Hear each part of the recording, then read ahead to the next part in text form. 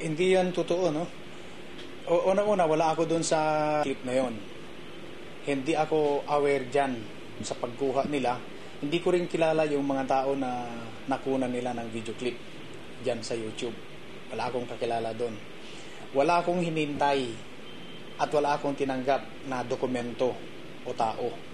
So, kalokohan niyang ina-allege doon. Ito ay nag-steer lamang ng imagination. Piniplay at niya ang imagination ng viewer. So, mag-imagine naman sila, lalo na kung hindi nila alam yung process. Mag-isip na sila ng kung ano-ano. Hindi naman fair yun.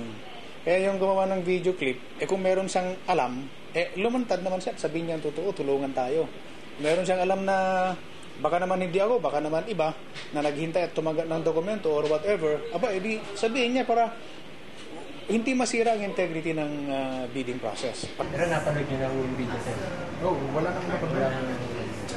Bakit naman ako magsagi yan sa kanila? Iiwasan ko nga rin.